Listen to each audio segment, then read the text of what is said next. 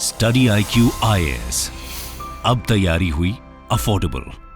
Hello guys, welcome to Study IQ. So दोस्तों, today we are going to move towards the second part of the conquest of Bengal. Now second part of the conquest of Bengal is quite important because in this part we are going to discuss about Battle of Plassey. Battle of Plassey हमेशा से एक landmark event in Indian history रहा हुआ है। इसका significance क्या है? Not because of the it fell into the hand of the Britishers या फिर Britishers conquered India because of the battle of Plassey. तो it is related to the historiography. अगर आप मार्क्सिस्ट हिस्टोरियोग्राफर को पूछोगे तो मॉडर्न इंडिया चालू कहाँ से हुआ? रफली with the death of Aurangzeb, that is 1707। Because for Marxist historiographer ancient India, medieval India and modern India, इनका जो सेग्रीगेशन करके रखा है उसका बेसिस क्या रहा है? हमेशा से उसका जो बेसिस रहा है that is basically division of India और political disintegration of India. And यही पॉलिटिकल डिसइंटीग्रेशन ऑफ इंडिया हमको 1707 ऑनवर्ड दिखाई भी देता है। But on the other hand if you look at the nationalist historian या फिर इवन कॉलोनियल हिस्टोरियन, तो उनका हमेशा से यही मानना है कि 1757 में जब बैटल ऑफ प्लासी हुआ तो it was arrival of the British Raj in our country, and that's why they consider 1757 as the landmark event or Battle of Plassey as the landmark event, and they trace the beginning of modern India from this specific event. तो एक underline current of the history है ये optional में थोड़ा सा ज़्यादा elaborately पढ़ना पड़ता है। अभी के लिए तो बस आपको ऊपर से ही चीज़ें जो पता होनी चाहिए बिकॉज दिस एंटायर सीरीज जो उसका थोड़ा सा फोकस जीएस के ऊपर ही ज़्यादा है। तो in that capacity we can clearly see कि battle of Plassey it is one of the mostly debated topic in the Indian history, and यही बैटल ऑफ प्लासी जो उसके ऊपर हम लोगों को जाना है। बट ये बैटल ऑफ प्लासी के ऊपर जाने से पहले the access of this PPT you will be getting on this Telegram channel of ours, and since this are the recorded lecture, तो अगर आपको कोई डाउट रहेगा then you can definitely feel free to ask it to me on the Instagram channel of ours. तो let's move on to today's topic that is battle of Plassey. Now yesterday वाले lecture में हमने देखा था कि certain basic background of battle of Plassey. हमने देखा था कि सिराजुद्दौला कैसे नवाब ऑफ बंगाल बना, and once he become nawab of Bengal तो उसके सामने क्या क्या चैलेंजेस जो वो खड़े थे। ये चैलेंजेस में कुछ इंटरनल चैलेंजेस थे। इंटरनल चैलेंजेस में उसकी आर्मी का जो चीफ था दैट इज़ मीर जाफ़र, वो उसके अगेंस्ट हो चुका था।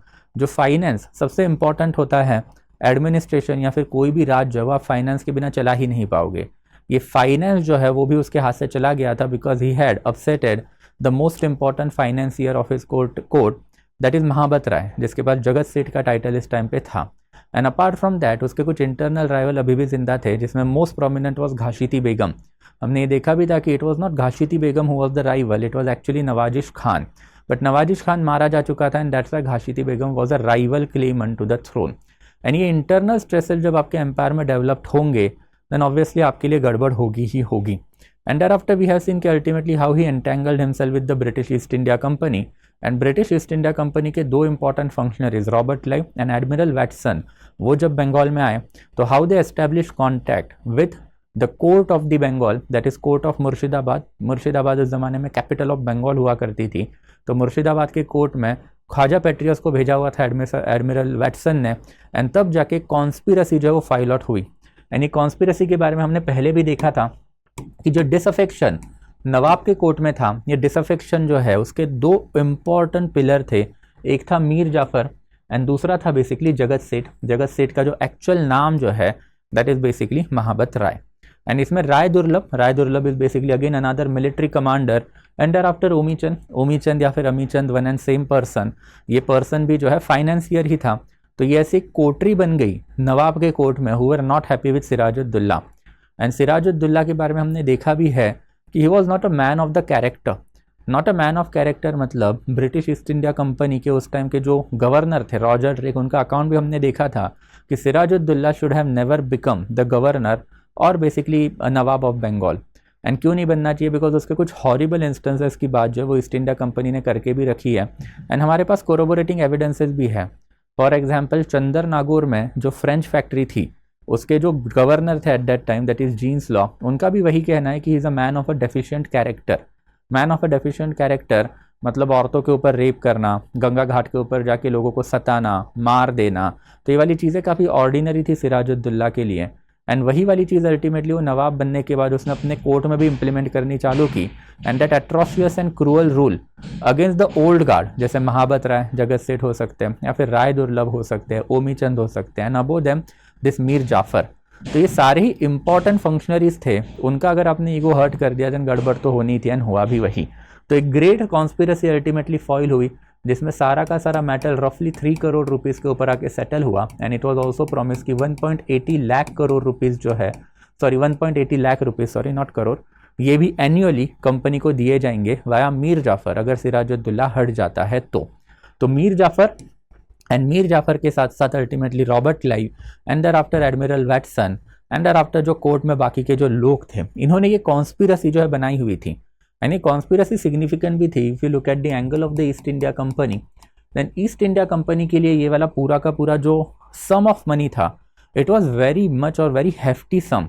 And that's a battle of Plassey जो है वो एक लैंडमार्क भी बैटल माना जाता है, बिकॉज ये बैटल खेलने में वही दो इंपॉर्टेंट फंक्शनरीज थे, admiral Watson was the representative of the British government during this warfare, and उसके साथ साथ फिर Robert Clive who was the representative of East India Company at that period of time.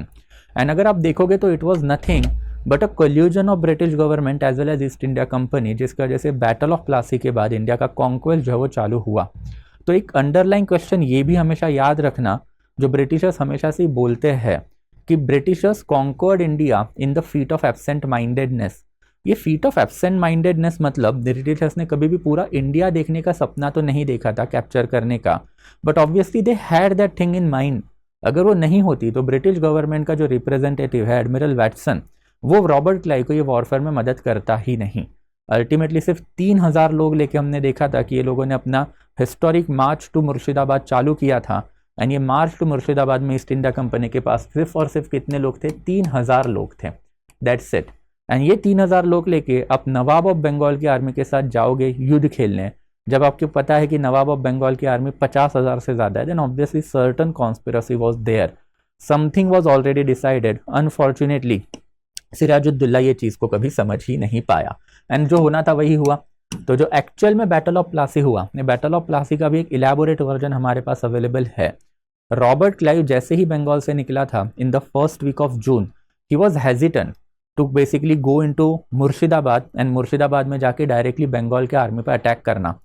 Robert Clive as such कभी मीर जाफर से मिला हुआ ही नहीं था। जो भी निगोशिएशन हुए थे हमने देखा था कि ख्वाजा पेट्रियस के थ्रू हुए थे, एंड जो भी निगोशिएशन चल रहे थे वो खत या फिर बेसिकली लेटर्स के थ्रू चल रहे थे, जो लेटर आज बेसिकली हमारे पास अवेलेबल भी है। तो even just a day before, that is basically 23 जून को बैटल ऑफ प्लासी हुआ था। 22 जून को जब दोनों आर्मीज जो है एक दूसरे के सामने खड़ी थी, रॉबर्ट क्लाइव जो है रिपीटेटिवली मीर जाफर को लेटर लिख रहा था, एंड मीर जाफर का कोई भी रिप्लाई जो है उसके ऊपर नहीं आ रहा था। And at one instance Robert Clive जो है बेसिकली ये सोच भी रहा था कि बैटल ऑफ प्लासी से रिटर्न चले जाए, but unfortunately for Bengal, unfortunately for Sirajuddaulah, opposite camp में क्या चल रहा था, ये वाली जो चीज़ है वो हमको देखनी पड़ेगी। ये अपोजिट कैंप अगर हम लोग देखें तो रफली 21 जून के इवनिंग में, 22 जून के मॉर्निंग में मीर जाफर, सिराजुद्दौला, ये दोनों जो बेसिकली बैटलफील्ड पे आके खड़े हुए थे। एंड ये दोनों जैसे ही बैटलफील्ड पे आके खड़े हुए तो समहाउ सिराजुद्दौला जो है सुबह से वेट कर रहा था 23 जून को कि ब्रिटिशर्स अटैक करें, बट ओनली 3000 सोल्जर रफली वहाँ पे थे। 50,000 से ज़्यादा की आर्मी इधर थी सिराजुद्दौला के पास। एंड इन दैट इंस्टेंस फिर मीर जाफर जो है उसने कन्विंस कर दिया सिराजुद्दौला को कि इनको हम संभालते हैं, आप वापस से कैपिटल में जाना। एंड ये सबसे बड़ी गलती थी सिराजुद्दौला की। बट गलती से भी ज़्यादा जो है बेसिकली ये प्रैग्मेटिज्म ही था। If you look it from the perspective of Sirajuddaulah, then obviously he was waiting for almost 1.5 day कि ब्रिटिशर्स अटैक करें और इनको हरा दे। एंड ब्रिटिशर्स के पास सिर्फ 3000 की आर्मी थी, and in that capacity trusted his military general that is Mir Jafar. And Mir Jafar को जैसे अपने ट्रस्ट कर लिया हो गई गलती, because Siraj ud Daulah was not aware what was cooking behind his back. Ultimately फिर सिराजुद्दौला जो है ही वेंट अवे और he basically return back to his capital Murshidabad. And ये जो बैटल ग्राउंड था बैटल ऑफ प्लासी, इसको प्लासी इसीलिए बोला जाता है बिकॉज यहाँ पे लोकल पलाश की जो ट्री है वो बहुत ज़्यादा थी, तो that's why it is battle of Plassey. पलाश के ट्री के ऊपर ये नाम जो है पड़ा हुआ है। तो जैसे ही सिराजुद्दौला वापस गया मुर्शिदाबाद में, मीर जाफर जो उसने अपनी ट्रेचरी ग्राउंड पे दिखाई। रफली 50,000 की आर्मी थी, एंड ये जो 50,000 की आर्मी जो थी सिराजुद्दौला की, उसमें से रफली 45,000 लोग लेके मीर जाफर जो है वो जाके मिला। किसको मिला? देन रॉबर्ट क्लाइव को।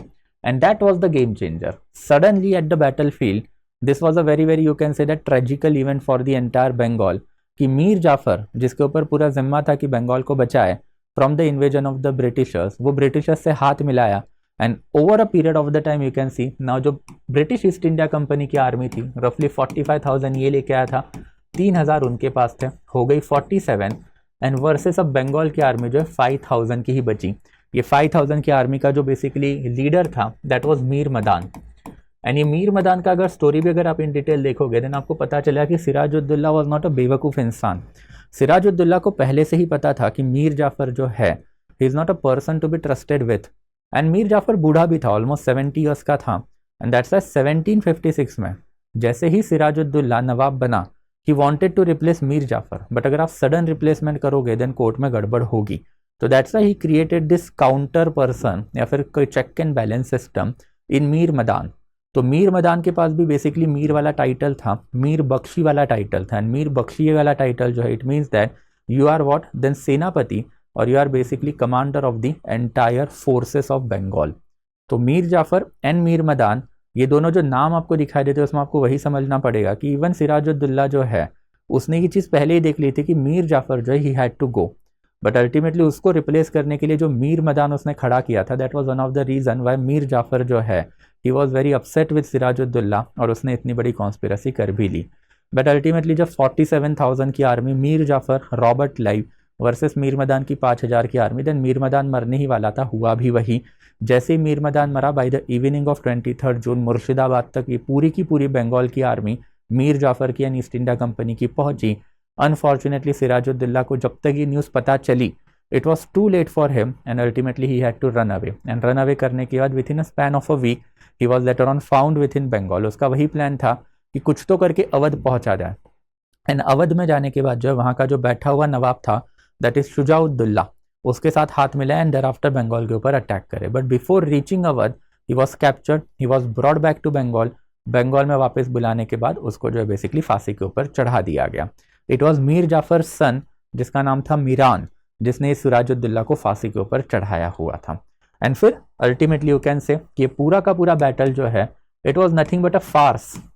फार्स मतलब ये मजाक था, ये बैटल कभी था ही नहीं। इसके ऊपर लेटर ऑन हम लोग जब बक्सार देखेंगे बैटल ऑफ बक्सार तो दोनों बैटल को कंपेयर करेंगे and thereafter we are going to see also कि भाई बैटल ऑफ प्लासी जो है it was never a battle. जब आप बैटल बोलोगे तो आपको एक सिग्निफिकेंट स्ट्रेंथ ऑफ आर्मी दोनों साइड से दिखाई देनी चाहिए। यहाँ पे हम लोग को नहीं दिखाई दी है। कोई तो बैटल स्ट्रेटेजी अपने को दिखाई देनी चाहिए।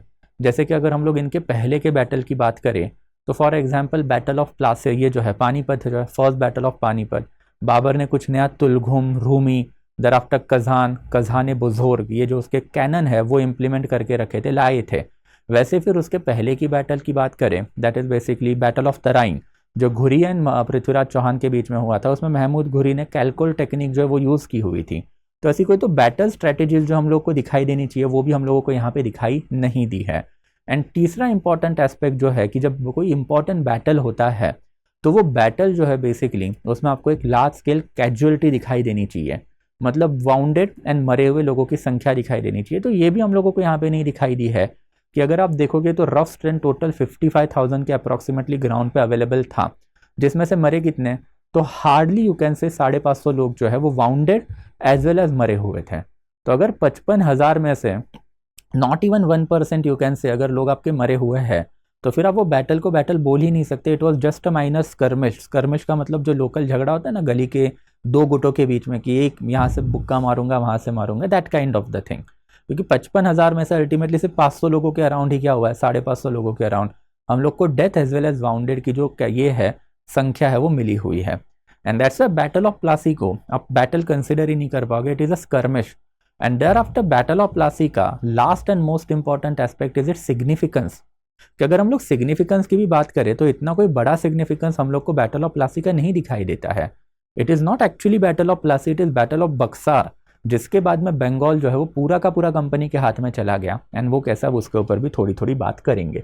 बट ये जो 4 पॉइंट मैंने आपको बता के रखे उसको थोड़ा सा ध्यान में आपको रखना है, बिकॉज यही वाले जो 4 पॉइंट है वो आपको बेसिकली लिखने थे। जो यूपीएससी ने सवाल भी पूछा था कि बैटल ऑफ प्लासी जो है it was mere a skirmish, जबकि battle of Buxar was the actual battle. तो battle of Plassey was indeed a skirmish. And ये स्कर्मिश क्यों थी ये मैंने आपको 4 पॉइंट में अभी समझाया है। देयर आफ्टर मीर जाफर जो इसके बाद जो नया नवाब जो बन गया एंड देयर आफ्टर ब्रिटिशर्स को एक हैंडसम कंपनसेशन इसके बाद में मिला ही मिला। एंड ये कंपनसेशन मतलब वही था एज प्रॉमिस्ड ₹3 करोड़ जो है बेसिकली वो कंपनी को मिले। इसके साथ साथ जो है पर्सनल ब्राइब्स जो है वो भी कंपनी को मिली। एंड पर्सनल ब्राइब्स के साथ साथ जो मीर जाफर ने प्रॉमिस किया था कि 1.80 लाख रुपीज़ एनुअली जो देंगे वो भी बेसिकली असर्टन किए गए। एंड अपार्ट फ्रॉम दैट पूरा का पूरा बंगाल जो है उसको वो इनकी कंपनी की मोनोपोली, मतलब जितने भी फ्रेंच सेटलमेंट जो थे वो वहाँ से निकाल दिए गए, सबको भगा दिया गया। एंड देयर आफ्टर कंपनी की एक मोनोपोली जो हम लोग को यहाँ पे नजर आती है। देयर आफ्टर ये फैक्ट भी थोड़ा बहुत याद रखना ही है आपको कि 65 रफली यू कैन से ये जो कैजुअलिटीज वो ब्रिटिशर्स के साइड में थी। एंड देयर आफ्टर रफली 500 कैजुअलिटीज जो है वो किसके साइड पे थी, बंगाल के साइड में थी। And in that capacity hardly 550 not more than that हम लोग को wounded as well as death जो रेशियो जो है वो यहाँ पे दिखाई देता है। तो ये आर्मी का strength and thereafter casualty ये भी एक सिग्निफिकेंट एस्पेक्ट रहा है कि why battle of Plassey is a mere skirmish. Skirmish मतलब बेसिकली लोकल लेवल का झगड़ा, कोई लार्ज स्केल वॉरफेयर या फिर बैटल हम लोगों को यहाँ पे नहीं दिखाई देता है। एंड देयर आफ्टर इंपॉर्टेंस इसका वही है कि सबसे पहले वाला जो इंपॉर्टेंस जो है is basically related to the it is insignificant military warfare. कि बैटल ऑफ प्लासी कभी इतना बड़ा होता ही नहीं। बैटल ऑफ प्लासी को बड़ा बनाने का काम जो है ये नेशनलिस्ट हिंदू हिस्टोरियन ने किया हुआ है एंड देयर आफ्टर ये कॉलोनियल हिस्टोरियन ने किया हुआ है। बिकॉज उनका कहना है कि भाई इसके बाद जो है इंडिया जो है वो ब्रिटिशर्स के अंडर आना चालू हो गया। तो यस, इसके बाद में इंडिया ब्रिटिशर्स के अंदर आया हुआ है, but it was not actually battle of Plassey. अगर हम लोग पॉलिटिकल सिग्निफिकेंस की बात करें तो by the time period of the 2 July Mir Jafar जब एक्चुअली नवाब बना, it took them almost a week to search Sirajuddaulah और उसको हैंग करने के लिए। बट मीर जाफर जब तक नवाब बना तब तक कंपनी का कोई इंटेंशन हम लोग को ग्राउंड लेवल पे दिखाई नहीं दिया कि बंगाल को कैप्चर करना है या फिर लूटना है। It is in fact we can say कि पूरा का पूरा उसके बाद में हुए सिनेरियोस जो मीर जाफर के लिए भी हेडेक बने, कंपनी के लिए भी हेडेक बने। एंड धीरे धीरे कंपनी का एंटेंगलमेंट जो है वो बंगाल में बढ़ता गया। तो कंपनी की पॉलिटिकल सुप्रीमेसी कैसा है वो भी अभी हम लोग देखेंगे। तो सबसे पहले जो है it is an insignificant military warfare. और इसके ऊपर एक हिस्टोरियन का स्टेटमेंट भी है कि Plassey was a transaction in which rich banker of Bengal and Mir Jafar sold out nawab of Bengal to English. तो ये वाला एस्पेक्ट भी हम देख चुके हैं। तो इसलिए मैंने आपको एडमिरल वैटसन भी बताया, ख्वाजा पेट्रियस भी बताया था, जो डील हुई थी उसके बारे में भी डाटा दिया हुआ है। तो ऐसे वाले अगर क्वेश्चन आते हैं तो you can sort it out. Thereafter जो पॉलिटिकल सुप्रीमेसी है कंपनी की, इसके बाद में हम लोग को धीरे धीरे आती हुई दिखाई दी है, जिसके अब थोड़े टाइम में बात भी करेंगे कि एग्जैक्टली कंपनी की पॉलिटिकल सुप्रीमेसी बंगाल के ऊपर आई तो एग्जैक्टली आई क्यों। एंड देयर आफ्टर बंगाल जो है it become cash cow for the British East India company. यानी ये प्लासी का प्लंडर जो हुआ इसके बारे में भी थोड़े बहुत डाटा जो आपको पता ही होने चाहिए। तो रफली वी कैन से कि इन बिटवीन 1757 से लेके 1756 रफली 22.5 मिलियन जो है वो मीर जाफर के थ्रू जो है कंपनी के पास जो है एन्युअली आते ही रहे। तो मतलब रफली 2.5 करोड़ रुपया जो है जो प्रॉमिस किया था कि वन टाइम सम ही आपको मिलेगा, ये पूरा का पूरा सम जो है रफली we can say annually company के पास जाता ही रहा। एंड उसमें जो क्लाइव जो है उसको भी एक पर्सनल जागीर मिली थी रफली 34,000 पाउंड की उस जमाने में। इस जमाने में अगर आप इसको आज एट्रीब्यूट करोगे तो 34,000 पाउंड जो है रफली 3 and 3.5 मिलियन पाउंड के अप्रॉक्सीमेटली ये सम है, which is quite huge sum. And misuse of Dastak, जिसके ऊपर भी हमने कल बात की थी, मैंने आपको बताया था कि ये दस्तखत एग्जैक्टली होता क्या है। एंड आफ्टर इसका मिसयूज जो है वो कैसे कंपनी कैरी आउट करती थी, इसकी वजह से कंपनी की मोनोपोली भी हुई। एंड कंपनी ने ये वाले जो दस्तक है वो प्राइवेट ट्रेडर को जब बेचने चालू कर दिए तो उसकी वजह से बंगाल के रेवेन्यू को एक लॉस जो है वो भी इसके वजह से हुआ ही हुआ। एंड इन दिस बैकग्राउंड फिर ये जो रेन है मीर जाफर का वो भी हम लोग को देखना पड़ेगा कि Mir Jafar was hardly 70 years during the time period of the battle of Plassey. And 70 years मतलब he had already enjoyed his entire life. उस जमाने में 70 साल जिंदा रहना वही सबसे बड़ी बात थी, जबकि ऑर्डिनरी एवरेज बेसिकली जो इंडियंस का जो लाइफ स्पैन था उस जमाने में 30-35 ईयर्स का ही हुआ करता था। ये भाई साहब 70 साल के थे and he was about to retire from the court. उसके लिए प्रॉब्लम वही था कि रिटायर होने से पहले जो डेली इंसल्ट सिराजुद्दौला को उसको मिलता था एंड सिराजुद्दौला ने उसके काउंटर में मीर मदान को जो खड़ा किया हुआ था वो, बट अल्टीमेटली कॉन्स्पिरसी करके ये बंदा जो है क्या हुआ देन आया, किसके ऊपर आया, थ्रोन के ऊपर आया। एंड कॉन्स्पिरसी करके थ्रोन के ऊपर आने के बाद अल्टीमेटली ही रियलाइज कि the greed of the British East India Company is insatiable. ये hunger British East India Company का कभी खत्म होगा ही नहीं। बट अनफॉर्चुनेटली मीर जाफर जो है ही got trapped in various unfortunate circumstances. तो ये वेरियस अनफॉर्चुनेट सर्कमस्टेंसेस भी हमको देखने पड़ेंगे। सबसे पहले बैटलफील्ड ऑफ प्लासी में जो कुछ हुआ, इसको नॉर्मल इंडियन टर्म में गद्दारी बोली जाती है। एंड फिर ये गद्दारी जो है, ये गद्दारी किसी के भी गले में उतरने वाली नहीं थी। सबसे पहला एस्पेक्ट जो मीर जाफर के साथ हुआ कि उसकी जो आर्मी थी, that army itself did not like what ever that he had done. Obviously 45,000 की जो आर्मी उसके साथ ने जो आर्मी ने साइड टर्न की हुई थी, वो आर्मी जो है it was loyal to the Bengal's nawab, but obviously Bengal का नवाब बैटलफील्ड पे नहीं था। And that's why Mir Jafar की बात जो उनके आर्मी ने सुनी, but later on even army realise कि क्या गड़बड़ है। एंड ये आर्मी जो है नवाब के अगेंस्ट, मतलब जो नया नवाब बना हुआ था मीर जाफर, उसके अगेंस्ट जानी चालू हो गई। And that's why to counter this army 6,000 strong British East India Company का जो फोर्स है, ये बेसिकली इसको रखना पड़ा कहाँ पे, अपनी कैपिटल में, दैट इज मुर्शिदाबाद में। एंड यहाँ पे ही सारी की सारी चीज़ें जो है वो गड़बड़नी चालू हो गई। मीर जाफर के लिए यही एस्पेक्ट था कि ईस्ट इंडिया कंपनी हमको बंगाल हैंड ओवर करेगा, हैंड ओवर करके निकल जाएगा। हुआ एग्जैक्टली अपोजिट कि जिस हिसाब से उसने बंगाल लिया हुआ था, उसका वजह से वो अपनी आर्मी के ऊपर ट्रस्ट ही नहीं कर पाया। दैट आर्मी, एंड आर्मी में भी सबसे इंपॉर्टेंट पर्सनैलिटी जो थी राय दुर्लभ, जो मीर जाफर के साथ ही था, इवन ही रियलाइज कि भाई ये सारी गड़बड़ वाली बात है। And he started to go against Mir Jafar, and in order to preserve himself और डिफेंड हिमसेल्फ, अल्टीमेटली उसको कंपनी के ऊपर ही डिपेंड रहना पड़ा।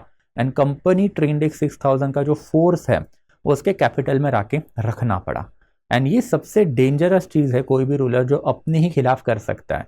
लेटर ऑन इसकी भी बात करनी है कि लेटर ऑन हमको देखना है लॉर्ड वेलेस्ली ने अपनी जो ट्रीटी ऑफ सब्सिडियरी अलायंस बनी हुई थी, उसके सारे ही प्रोविजन इंडिया में पहले से ही अवेलेबल थे। एंड यही प्रोविजन को एक साथ करके लॉर्ड वेलेस्ली ने अपनी ट्रीटी ऑफ सब्सिडियरी अलायंस बनी थी। उसमें सबसे इंपॉर्टेंट था stationing of the British army into the capital city and important towns of the local ruler. इसकी वजह से हुआ क्या, मीर जाफर जैसे इंडिया के रूलर है, उनमें एक फॉल्स नोशन ऑफ सिक्योरिटी आया कि हमारी security of British East India Company की आर्मी करेगी। But that ruler could never understand कि वो आर्मी अब आपकी नहीं है, वो ईस्ट इंडिया कंपनी की आर्मी है। एंड ईस्ट इंडिया कंपनी की अगर वो आर्मी रहेगी, देन आपको ईस्ट इंडिया कंपनी की बातें माननी पड़ेगी। You can not go against east India company. क्यों? बिकॉज ये आर्मी के जो लीडर हैं, उनके कॉन्टैक्ट अब आपके कोर्ट में जो आपके राइवल फैक्शन है उनके साथ है। तो अगर आपने कुछ मस्ती की, देन ऑब्वियसली आप क्या करोगे, आपकी आर्मी बुलाओगे ईस्ट इंडिया कंपनी के खिलाफ। अब वो कर ही नहीं पाओगे, बिकॉज कैपिटल सिटी में ईस्ट इंडिया कंपनी की आर्मी बैठी हुई है। एंड इन दैट कैपेसिटी वो आर्मी जो है, उनके पास rival claimant to the throne, जो अब इंडिया में काफ़ी ऑर्डिनरी मिल ही जाते थे, वो भी अवेलेबल थे। तो इंडिया के रूलर के लिए ये प्रिकेरियस पोजीशन बन गई कि on one hand he was under the false notion of security, but over a period of the time he realise कि he got trapped at the hand of the East India Company. And ये जो stationing of the permanent troop वाला पंगा है, ये India में सबसे पहले किसी ने किया होगा तो वो ड्यूप्लिक्स ने किया था। हमने देखा था कि ड्यूप्लिक्स ने जैसे मुजफ्फर जंग को चढ़ा दिया नवाब ऑफ इसके ऊपर, that is Nizam of Hyderabad के थ्रोन के ऊपर, तो उसके बाद ने एक स्मॉल फोर्स जो है वो हैदराबाद सिटी में रखी थी, और उसका लीडर था बस्सी, जो बेसिकली एजेंट भी बना फ्रेंच ईस्ट इंडिया कंपनी का in the court of Nizam of Hyderabad. तो यही वाला एस्पेक्ट यहाँ पे हुआ कि सबसे पहली एंड भारी गलती जो है बेसिकली यहीं पे हो गई। ये सवाल भी आपको आ सकता है कि भाई इंडिया के रूलर जो है वो कंपनी के ऊपर ओवर रिलायंट हुए। ये ओवर रिलायंस होने के पीछे का ये सबसे बड़ा रीज़न था कि आपका कोर जो है वो अभी बेसिकली आपके हाथ में नहीं बचा, बिकॉज आपने ब्रिटिश ईस्ट इंडिया कंपनी की आर्मी अपने पास ला के रखी अंडर द फॉल्स नोशन कि ये लोग आपको हेल्प करेंगे। बट उनके लीडर्स ने अपनी कोर्ट के जो राइवल क्लेमेंट है उनके साथ कॉन्टैक्ट करके रखा है। And over a period of the time you realise कि ना भी आपके पास आर्मी है, ना आपका कोर्ट आपके हाथ के अंडर है, because even that courtier new कि राजा को अगर दबाना है तो ब्रिटिशर्स के साथ जो है क्या करो, समझौता करो, ब्रिटिशर्स को अपने पास रखो। एंड दैट इज हाउ धीरे धीरे करके वी कैन सी ये जो कोर्ट जो है वो पूरा का पूरा इनके हाथ से बाहर जाना चालू हो गया। Thereafter second important aspect जो है मीर जाफर के लिए जो हुआ वो था इंटरनल रिबेलियन। कंसिक्वेंट या फिर मल्टीपल इंटरनल रिबेलियन हुए। बहुत सारे लोकल जमींदार एंड लोकल लेवल के जो हिंदू राजा थे उनको ये चीज़ पसंद ही नहीं आई। इसमें बेसिकली बहुत सारे इंपॉर्टेंट नाम हमको मिलते हैं, जिसमें पूर्णिया का नाम अगेन आता ही आता है। ये पूर्णिया का जो बेसिकली रूलर था एंड उसके साथ साथ जो कुछ और रूलर थे, उसने मीर जाफर को जो है बेसिकली अपोज करना जो है चालू कर दिया। तो ये जो मल्टीपल इंटरनल रिबेलियन जो है बेसिकली वो भी मीर जाफर के सामने आके खड़े हो गए। एंड तीसरा इंपॉर्टेंट था कि जो ब्रिटिशर जो है उनकी जो कंटिन्यूस रेवेन्यू डिमांड थी वो, तो continuous demand of the money of the Britishers, इसकी वजह से हुआ क्या कि पूरा का पूरा बंगाल का जो ट्रेजरी है वो बेसिकली नवाब के हाथ में ना रहते हुए ईस्ट इंडिया कंपनी के हाथ में ही चला गया। एंड ईस्ट इंडिया कंपनी ने यही ट्रेजरी से या फिर यही पर्टिकुलर जो बेसिकली आपका जो ट्रेजरी है उसमें से पैसे निकाल के अपने जो इंडिया के डिज़ाइंस है, मद्रास में इसी टाइम पे अगर आपको याद रहेगा तो बैटल ऑफ वेंडी वॉच भी खेला गया था, that is third Anglo Carnatic, और उसका भी फाइनेंस जमा लिया। एंड इंडिया से जो भी कमोडिटी उनको खरीदनी है तो उसके लिए भी यही से पैसा निकालना चालू कर लिया। And in this conundrum ultimately Mir Jafar जो है वो जब फंसा तब उसको अल्टीमेटली रियलाइज़ हुआ कि ये जो पर्टिकुलर सिचुएशन उसने क्रिएट की है it is not to the well being और beneficial for any entity across the Bengal. इससे बंगाल का और उसका खुद का ही लॉस हो रहा है। And for that purpose ultimately फिर उसने एक सोल्यूशन भी ढूंढा कि इसी पीरियड ऑफ टाइम में इंडिया में कौन बैठे हुए हैं, तो डैनिश लोग बैठे हुए, दैट इज़ डेंस बैठे हुए हैं। तो ये जो डैनिश बैठे हुए हैं पहले उनके साथ कॉन्टैक्ट किया, डच बैठे हुए उनके साथ कॉन्टैक्ट किया, एंड देयर आफ्टर ये डैनिश एंड डच इनके साथ कॉन्टैक्ट करने के बाद हेल्प डच लोगों से आई। तो डच लोगों से जो अल्टीमेटली जो हेल्प आई तो उसके वजह से अल्टीमेटली इसने डच लोगों के साथ कॉन्टैक्ट करके उनको बुलाने की कोशिश की। बट अगेन ये भी हम देख चुके हैं कि बैटल ऑफ बेदारा में, बैटल ऑफ हुगली में 1759 के अराउंड अल्टीमेटली रॉबर्ट क्लाइव ने डच लोगों है जो है उनको पूरी तरीके से हरा भी दिया। तो जो battle of Bedara, battle of Chinsurah, battle of Hooghly, जिसमें डच लोग जो है उनकी इंडिया की जो सारी की सारी सेटलमेंट या फिर पॉलिटिकल एग्जिस्टेंस ही खत्म हुआ, वो भी इसी चक्कर में हुआ था। एंड इन दैट कैपेसिटी 1759 आते आते कंपनी जो है basically it was quite unhappy with Mir Jafar and his policies, कि मीर जाफर जो है पैसे भी नहीं दे रहा है, मीर जाफर जो है फॉरेन लोगों के साथ कांटेक्ट करके ईस्ट इंडिया कंपनी को हटाने की कोशिश भी कर रहा है। और इसी पीरियड में 1759 में हम लोग को एक और चीज़ दिखाई देती है कि मीर जाफर जो है उसका जो बेटा जो है वो भी मर चुका था। एंड बेटे के मरने के बाद, बेटा का नाम था मिरान, उसका बेटा and thereafter Mir Qasim जो सन इन लॉ था मीर जाफर का, इन दोनों के बीच में एक राइवलरी भी क्लेम हुई। एंड ये राइवलरी में अल्टीमेटली मीर कासिम जो है he secured support of Henry Vansittart. Henry Vansittart जो उस जमाने में या फिर उस टाइम पे governor of Fort William, Calcutta का जो फोर्ट है वो थे। एंड यही हेनरी वेंसिटाट है, उन्होंने अल्टीमेटली फिर मीर कासिम के साथ जो एक सीक्रेट एग्रीमेंट साइन किया। एंड मीर जाफर को अल्टीमेटली 1760 में he was forced to step down and Mir Qasim जो है उसको एक नया नवाब ऑफ बंगाल जो है वो बनाया गया। तो ये सारा सागा जो है उसमें यू कैन क्लियरली सी कि जो कॉन्स्पिरसी मीर जाफर ने एंड देयर आफ्टर उनके जो सपोर्टर है उन्होंने की थी, वो कॉन्स्पिरसी अल्टीमेटली इन लोगों के जान पे ही आई। लेटर ऑन इवन अगर आप महातब राय जगत सेठ की भी बात करोगे तो महातब राय जगत सेठ जो है उसको तो ब्रिटिश ईस्ट इंडिया कंपनी ने जिंदा ही जला दिया। उसके बारे में बेसिकली हम लोग नहीं पढ़ने वाले, but that is whole together another story. But ये पूरा का पूरा saga by the time period of the 1760 ended on a platform और ended on a footing whereby British East India Company, जो उनकी अब पॉलिटिकल एसेंडेंसी इंडिया में दिखाई दे रही है। तो if we are there in 1760 then आपको यही सिनेरियो तो समझना है कि ऑन वन हैंड इंडिया में सबसे सुप्रीम एंटिटी अभी भी मराठा है, on the other hand Britishers and thereafter French की राइवलरी जो है उसमें ब्रिटिशर्स हैव बिकम विक्टोरियस। हमने पहले ही देखा था कि बैटल ऑफ वेंडी वॉश उसमें ब्रिटिशर जो वो जीत चुके थे, फ्रेंच जो है वो हार चुके थे। And thereafter by 1760 Mir Qasim जो है वो थ्रोन पे आ चुका था। It means that the nawab of Bengal जो है अब वो basically puppet into the hand of the British East India Company बन चुका था। एंड ये पपेट बनने के पीछे का रीजन भी वही था कि ईस्ट इंडिया कंपनी या फिर Robert Clive and general Watson, admiral Watson, इनकी पॉलिसी देखोगे तो 1757 में जब बैटल ऑफ प्लासी हुआ तब उन्होंने भी नहीं सोचा था कि ये सारी चीज़ें होने वाली है। बट अल्टीमेटली दे रियलाइज कि सारी चीज़ें जो उनके हाथ में आ चुकी है। और क्यों? बिकॉज दैट 6000 का जो स्मॉल फोर्स जो उन्होंने इंडिया के कैपिटल सिटी में ही रख दिया, बंगाल के कैपिटल सिटी में रख दिया। एंड वहाँ से फिर अल्टीमेटली दे रियलाइज कि they can easily control the treasury of the Bengal. And Robert Clive जो है उसने बेसिकली यही वाली पॉलिसी जो पहले 1754 में जस्ट 2-3 साल पहले ही जो ड्यूप्लिक्स ने हैदराबाद में इम्प्लीमेंट करके रखी थी, वैसे वाली पॉलिसी उसने देखी कि फ्रेंच अगर वहाँ पे दैट इज़ हैदराबाद में इम्प्लीमेंट करे तो उनके लिए वो फ़ायदेमंद थी। वैसे अगर हम लोग भी ये पॉलिसी अगर बंगाल में इम्प्लीमेंट कर रहे हैं, that is stationing of the troop an agent in the capital city, then हमारे लिए वो फ़ायदेमंद ही है। And that is how this aspect now later on was going to be implemented in each and every state. And later on तो एक elaborately subsidy Reliance treaty है वही ब्रिटिशर्स ने लाके रखी हुई थी। तो 1760 आते आते ये सिनेरियो जब इंडिया में डेवलप्ड हुआ, by the time period of the 1761 battle of Panipat जो वो होने वाला था, that is third battle of Panipat, जिसमें Marathas was to be defeated. 1763 में अल्टीमेटली हम लोगों को दिखाई दिया है कि ट्रीटी ऑफ पेरिस हुई। मतलब यहाँ पे कोई भी जीते, it does not matter Europe में कौन जीत रहा है वो मैटर कर रहा था, एंड यूरोप में भी ब्रिटिशर्स ही जीते। 1763 में ट्रीटी ऑफ पेरिस हुई, जिससे फ्रेंच ने अल्टीमेटली एक्सेप्ट किया कि इंडिया में उनका कोई भी पॉलिटिकल एग्जिस्टेंस नहीं रहेगा। एंड मीर कासिम जो पपेट था वो भी ultimately proved out to be treacherous for the East India Company, जिसको 1764 एंड देयर आफ्टर 1765 के बैटल ऑफ बक्सार में जो हराया गया। And that's why you need to remember कि battle of Plassey decided nothing. It was not actually Battle of Plassey, it was the event that was later on happening after the Battle of Plassey, जिसके वजह से पूरा का पूरा जो administration है बंगाल का वो कंपनी के अंडर चला गया, एंड कंपनी जो है one of the significant political entity बनी। बट ये सारी चीज़ें जो है बेसिकली होते होते 1765 आ गए, and that's why 1765 that is battle of Berkshire जो है वो क्रूशियल है। तो उसके ऊपर भी लेटर ऑन अब जाएंगे तो धीरे धीरे बात करेंगे।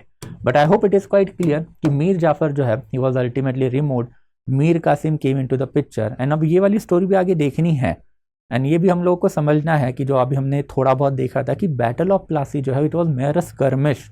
ये स्कर्मिश जो अवॉइडेबल थी अगर ट्रेचरी नहीं होती, इंटरनल गद्दारी नहीं होती। बट ये गद्दारी का एक ह्यूज कीमत जो है not only Bengal but also India चुकाने वाला था।